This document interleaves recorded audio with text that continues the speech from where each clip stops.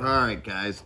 So here we've spread out a bunch of these components from these CD players and cassette decks. And we're going to go over a couple things back again with reduce, reuse, recycle. So these are the motor outer housings from these drive units. And you'll see they're ferrous metal. This one may indeed have its own magnet in it. Yep, so that one's got its own magnet, so it's going to sit over there separately, and we're going to see what else we can grab. So here's just another piece of regular steel, and we're going to put them in our steel bin. Now here we have these miniature electric motors from the other video. Some of them on the back are still very easy to connect to things. So you could send these in as electric motors, but I'm going to throw some of these from my stockpile to reuse, reduce, reuse, recycle, and have them on the shelf. Because I was a big fan. I grew up with Radio Shack, and I was a geek or a nerd, whichever one you want to call me. I liked Radio Shack almost as much as young Sheldon did.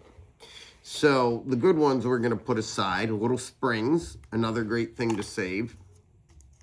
These are the two brass pulleys that went on a motor to drive our belts. Of course, I'm going to save them. This has no value except to be how cool it is, but you can see right there just how small that laser eye is. My nickel for size has gone missing again. But this has no value anymore. Same as this little mirror that was part of an optical relay. Can you get the reflection in there? Can you see it shining in the camera? All right. So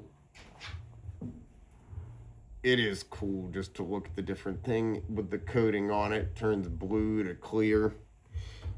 I'm going to probably throw those both in my art box because why not? Pretend to be an artist. We got this little bitty cute transformer right here. Y'all know where that went. Cassette head and a cassette head.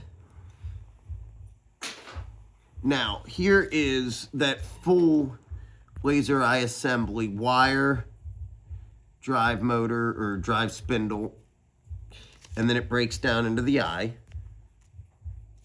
Your cable. I already forget the little bit of metal that's there, it doesn't matter. Here's one taken apart just part way. You can see your cable connections there, and then your ribbon cable to your drive, or to the logic. And you got an IC chip right there, and looks like an uncovered flat pack. So, just another interesting way. You got your gold bond wires there. Nothing to really reuse on this, so it's just recycled down. If you wanted to do the board, you'd have to remove this and the ribbon cable. That's just the carrier assembly I wanted to show you. Part of them and the eye. Here's something cool that was in there with these two little magnets. And honestly, I don't know what you need magnets for in a laser drive. So if somebody knows, please tell me. But you can see they're actually really strong for their size. I mean, that's jumping over an inch to get there. I don't know if they're quite strong enough to stick through my... Oh, wow. See, look at that. So I'm going to keep these because I like magnets. Always like magnets. And magnets are valuable. So we'll take this away. These motors are fit to reuse, so I'm going to throw them in something for later. These two guys